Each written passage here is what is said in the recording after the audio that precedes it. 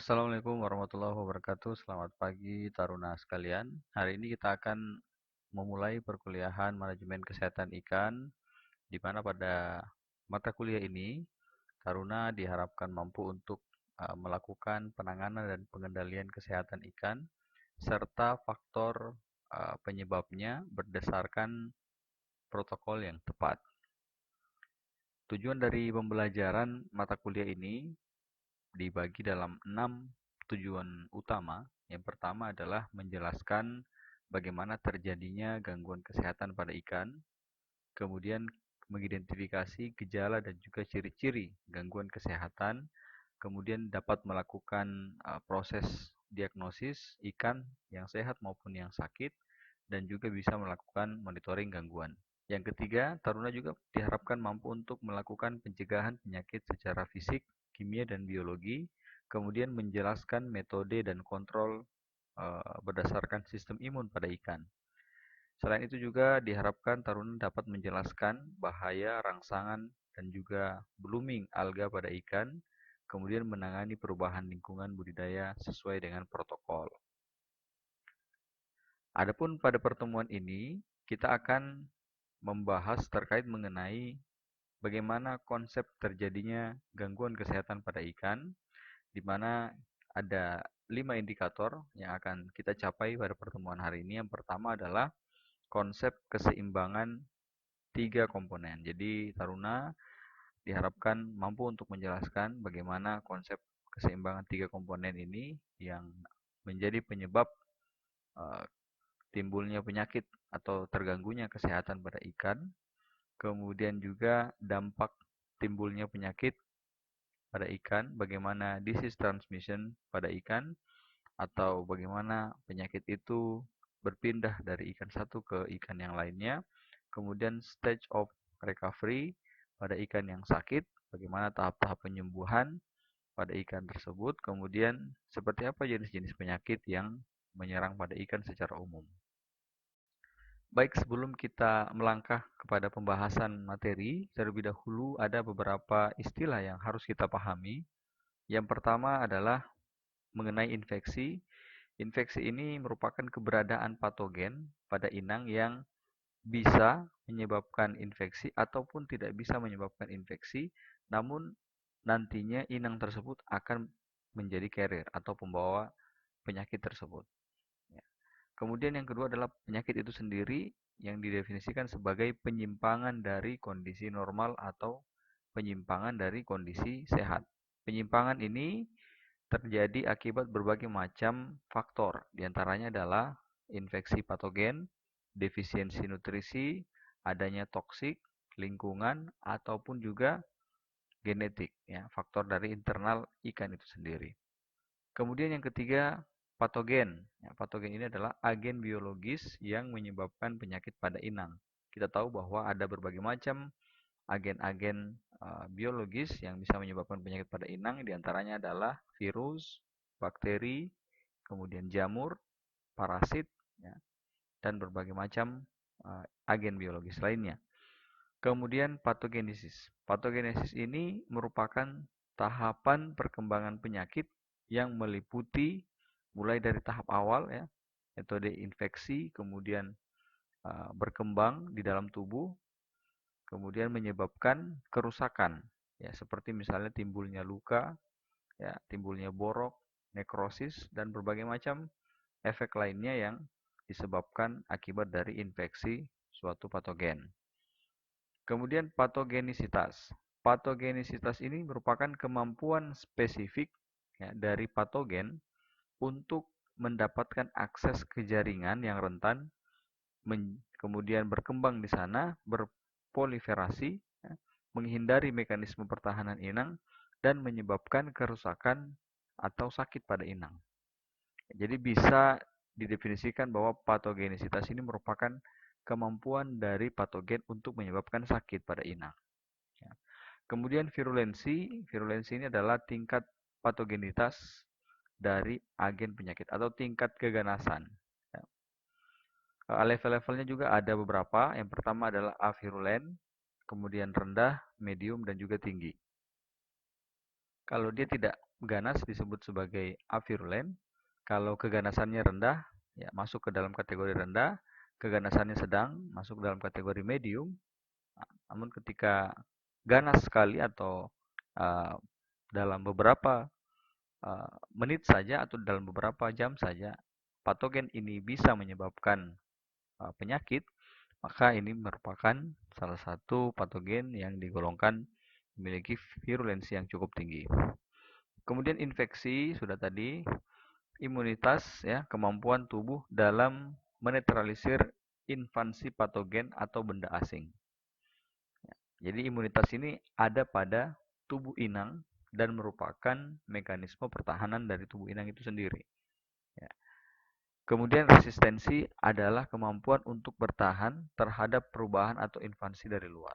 Bagaimana ikan ini bisa menjaga segala bentuk infeksi dari luar agar supaya tubuhnya tetap dalam kondisi yang sehat. Kemudian carrier atau hewan pembawa organisme penyebab penyakit di dalam tubuh. Ya, seperti yang kita sudah singgung di awal bahwa keberadaan patogen pada inang bisa saja tidak menimbulkan penyakit, tapi bisa menjadi carrier. Ya. Kemudian vektor, vektor ini adalah hewan yang menjadi perantara penyebab dari penyakit atau perpindahan penyakit dari inang ke inang yang lain. Dan yang terakhir adalah gejala klinis. Gejala klinis adalah tanda-tanda awal abnormalitas pada ikan sehingga serangan penyakit baik itu fisik, tingkah laku, dan lain sebagainya ini dapat terlihat secara visual yang kemudian kita bisa lakukan diagnosis. Baik, kita mulai dari bagaimana suatu konsep terganggunya kesehatan pada ikan atau bagaimana konsep timbulnya penyakit. Jadi secara ekologis ya, kita pahami ada 3 komponen utama, yakni ada inang, patogen, dan juga lingkungan. Inang, patogen, dan lingkungan ini secara alami berinteraksi dan saling mempengaruhi satu dan yang lainnya, tetapi pada prinsipnya ketika 3 komponen ini seimbang, ya, maka tidak akan ada uh, penyimpangan yang menyebabkan terganggunya kesehatan pada inang. Ya.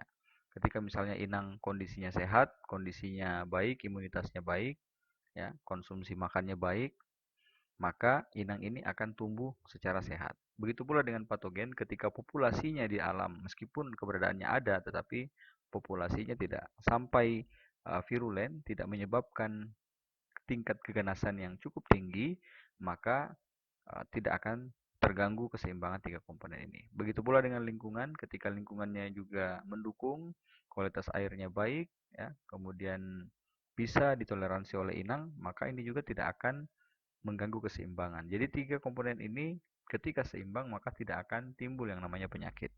Timbul penyakit ketika salah satu di antara 3 komponen ini atau ketiga-tiganya ini tidak seimbang ya.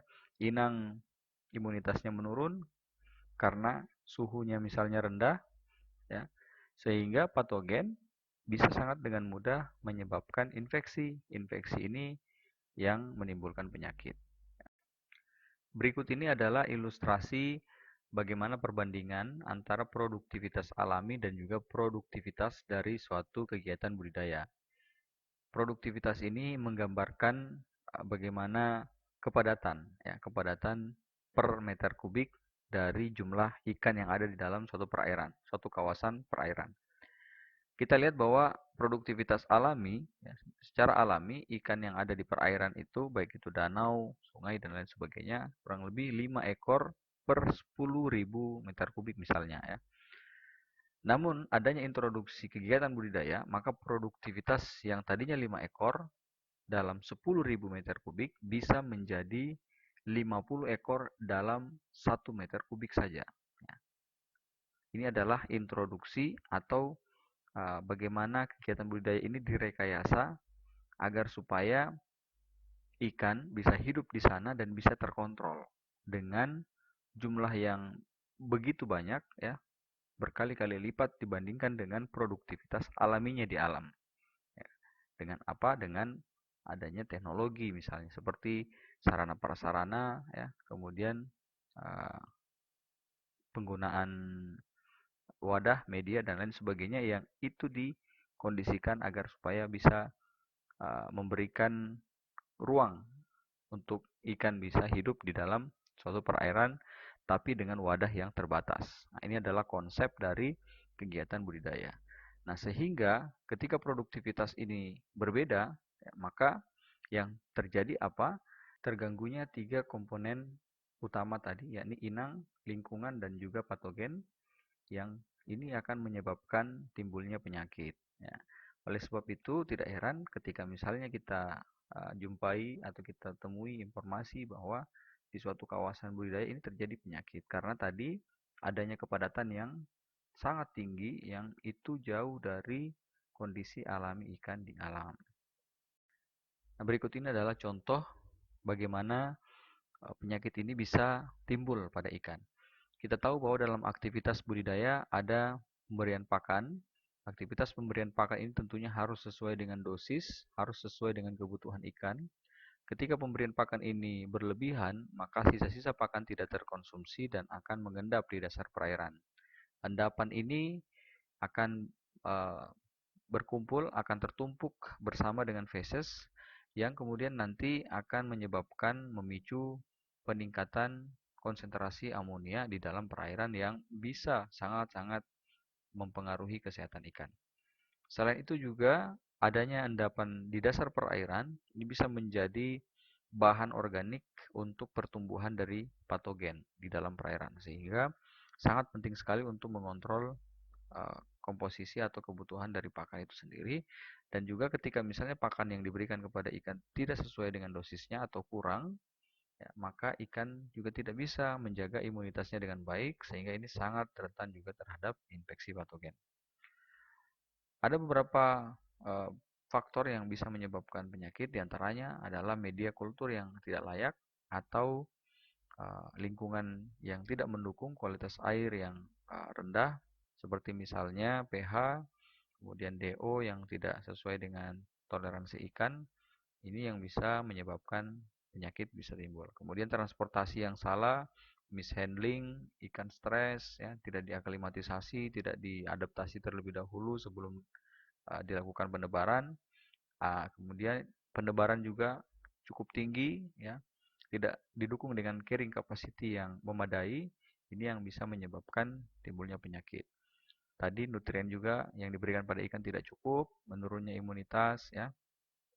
Kemudian perubahan cuaca, keberadaan hama dan peningkatan virulensi pada patogen itu sendiri karena dipicu oleh berbagai faktor. Virulensi ini bisa meningkat karena tadi kebutuhan nutrien untuk patogen tersuplai dari sisa pakan maupun juga pertumbuhannya mencapai jumlah tertentu atau quorum sensing yang ini bisa menstimulus virulensi pada patogen itu sendiri untuk menginfeksi inang yang ada di dalam perairan.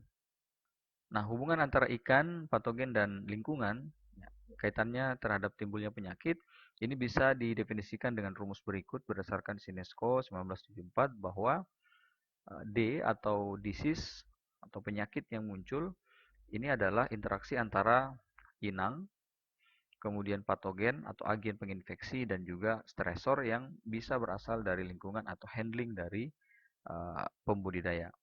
Stresor ini pengaruhnya sangat besar ya karena ada pangkat 2 di sini, yang itu berarti bahwa pengaruh stresor pada timbulnya penyakit ini sangat besar. Berbagai macam faktor penyebab penyakit bisa kita golongkan menjadi dua kelompok utama, yakni faktor internal dan juga faktor eksternal.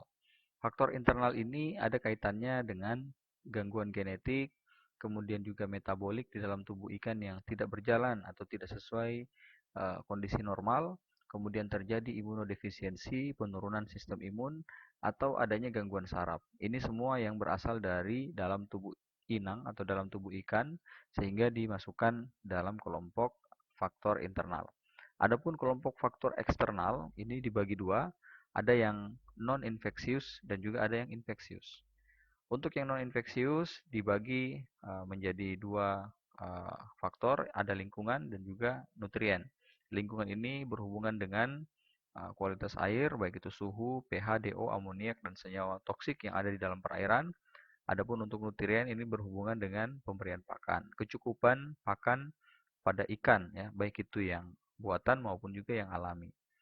Bisa juga keracunan bahan pakan, ya, akibat dari pemberian pakan yang tidak sesuai dengan SOP. Dan untuk faktor yang kedua, yakni infeksius, ini bisa berasal dari berbagai macam kelompok patogen, baik itu virus, bakteri, jamur, maupun juga parasit. Nah, bagaimana suatu penyakit ini bisa berpindah dari inang satu ke inang yang lain? Di dalam satu ilmu kesehatan, kita kenal yang namanya epidemiologi. Epidemiologi ini merupakan ilmu yang mempelajari tentang hubungan berbagai macam faktor yang mempengaruhi frekuensi dan penyebaran penyakit pada suatu kawasan komunitas, ya. Dan diketahui bahwa memang ada berbagai macam cara penyakit ini bisa pindah dari inang satu ke inang yang lain. Untuk saat ini kita akan bahas bagaimana ruang lingkup perpindahan penyakit tadi, disease transmission ini pada kegiatan budidaya ikan, ya. Jadi penyakit ini bisa berpindah karena adanya kontak langsung, ya. Kontak langsung ini misalnya saja eh, gesekan antara ikan yang sakit dan ikan yang sehat, sehingga patogen yang menginfeksi pada ikan yang sakit ini bisa berpindah ke ikan yang sehat sehingga menyebabkan penyakit juga, ya. Kemudian bisa melalui oral atau bisa melalui pakan. Pakan misalnya yang kita gunakan tidak kita screening terlebih dahulu, tidak kita treatment, tidak disterilkan, ya. Dan paling sering kita jumpai di pakan alami, misalnya saja Tubivex, ya, yang kita peroleh dari berbagai macam sumber yang kita tidak ketahui seperti apa, dan itu langsung kita gunakan tanpa kita lakukan treatment terlebih dahulu, dan ini bisa menyebabkan faktor timbulnya penyakit pada ikan. Selanjutnya adalah formage vector atau perpindahan penyakit melalui benda mati.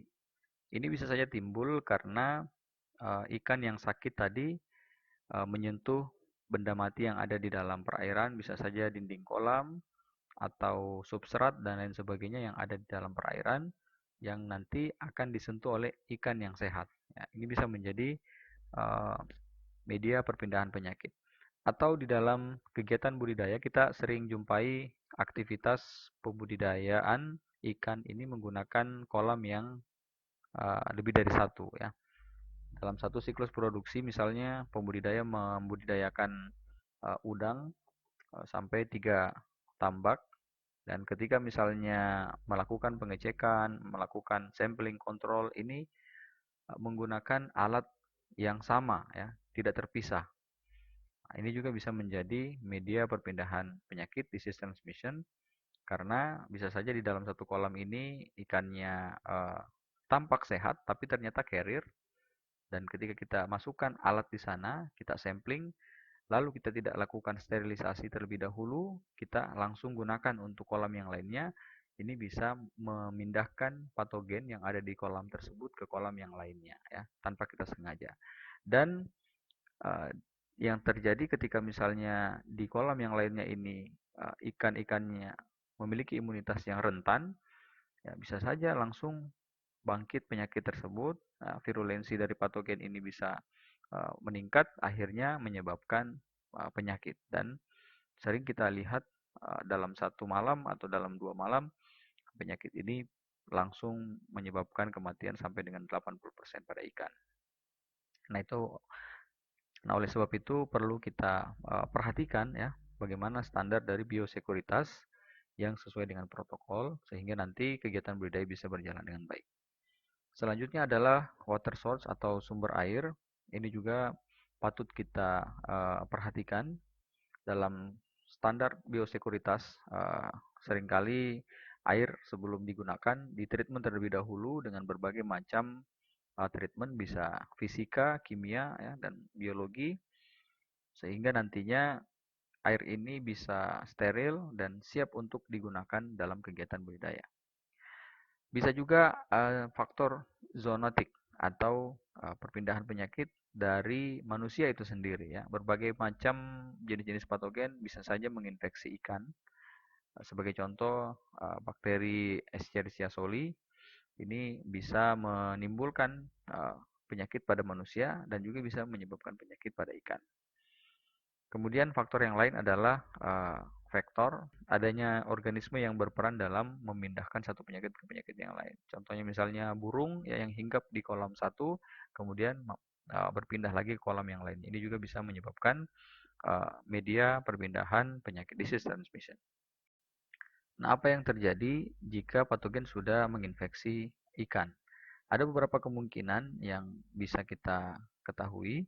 Yang pertama bahwa ikan tidak menunjukkan gejala klinis dan berhasil mengeliminasi patogen. Jadi ikan yang sehat tadi kemudian diinfeksi oleh patogen karena imunitasnya dalam kondisi yang prima, maka bisa melawan patogen di dalam tubuhnya sehingga tidak terjadi efek, tidak terjadi dampak secara visual dan lambat laun patogen ini bisa dieliminasi di dalam tubuh karena kinerja dari imunitas di dalam tubuh ikan. Kemudian yang kedua adalah tidak ada gejala klinis, tetapi infeksi tetap berlangsung di dalam tubuh. Inilah yang kita sebut sebagai carrier state atau ikan yang membawa patogen di dalam tubuhnya. Kemudian kemungkinan yang ketiga adalah ikan menunjukkan gejala klinis dan lambat laun akan mati. Nah, ini timbul karena kemampuan ikan dalam mengeliminasi patogen dalam tubuh tidak atau kalah ya dengan kemampuan patogen itu sendiri, sehingga ikan tadi mati ya pada akhirnya. Kemudian ikan menunjukkan gejala klinis namun dapat sembuh dan mengeliminasi virus. Ya, ini yang kita kenal dengan sakit. Ya, timbul penyakit di ikan karena adanya infeksi dan juga gejala klinis yang kita bisa amati secara visual. Kemudian ikan dapat sembuh dari sakit, tetapi infeksi tetap berlangsung tanpa menunjukkan gejala klinis. Jadi ikan yang tadi terinfeksi patogen kemudian sakit dan infeksi ini tetap berlangsung tanpa adanya gejala klinis. Ketika timbul penyakit, maka ikan memiliki mekanisme untuk mengembalikan kondisi abnormalnya ya kepada kondisi yang normal. Ini yang disebut sebagai recovery stage ya. Nah, stage of recovery ini ada beberapa kondisi. Yang pertama adalah kronis, kemudian subakut, akut, eksaserbasi, kemudian juga penyakit degeneratif. Untuk yang kronis ya, ini adalah penyakit yang terjadi pada waktu yang lama, ya, berbulan-bulan bahkan juga bisa tahunan. Ya. Pada manusia juga bisa kita ketahui, bisa kita jumpai. Namun efeknya tidak begitu tinggi dibandingkan dengan yang akut. Kemudian subakut atau penyakit yang berlangsung agak lama, lebih lama daripada akut, tetapi efeknya tidak lebih parah dibandingkan dengan akut. Ya, adapun akut ini merupakan penyakit yang terjadi pada waktu yang singkat, hanya hitungan jam atau hari, namun perlu penanganan cepat karena efeknya begitu parah dibandingkan dengan subakut maupun juga kronis. Adapun untuk eksaserbasi, ini penyakit kronis yang berubah jadi akut karena penyebab tertentu. Ya, misalnya pada saat uh, terjadi penyakit kronis, timbul lagi misalnya koinfeksi atau infeksi dari patogen yang lain sehingga penyakit tersebut bisa berubah dari kondisi kronis menjadi akut. Kemudian penyakit degeneratif atau fungsi organ semakin memburuk dari waktu ke waktu karena adanya penyakit yang menyerang pada tubuh. Nah, perbedaan antara akut dan kronis ini bisa kita lihat di tabel berikut bahwa akut ini waktunya singkat sedangkan kronis waktunya lama. Kemudian untuk dosis ya, untuk akut ini sendiri bisa sangat tinggi dan kronis rendah. Kemudian gejalanya bisa dilihat langsung pada akut, adapun untuk kronis ini sulit diamati dan kondisi di dalam tubuh bersifat sementara, adapun untuk yang kronis ini terakumulasi. Ya, bisa saja karena adanya toksik di dalam tubuh sehingga bisa menyebabkan penyakit tetapi perlahan-lahan membunuh ikan ya. Dan peluang sembuhnya untuk yang akut ini lebih besar, adapun untuk kronis ini biasanya cenderung lebih kecil. Kemudian apa saja dampak yang timbul akibat adanya serangan penyakit? Yang pertama tentunya dalam kegiatan budidaya, produksi dan juga produktivitas akan terganggu Ya, bisa saja nanti hasil yang diperoleh, margin keuntungan dari kegiatan budidaya ini tidak sesuai dengan yang diharapkan karena tadi adanya kerugian-kerugian yang disebabkan oleh penyakit. Bisa juga timbulnya penyakit ini menghambat keberlanjutan usaha. Ya, banyak sekali kita lihat kasus-kasus tambak ditutup misalnya atau karamba tidak difungsikan lagi karena eh, berbagai macam penyakit yang menyerang saat kegiatan budidaya berlangsung. Kemudian kelestarian sumber daya ikan dan lingkungan juga akan terganggu ya.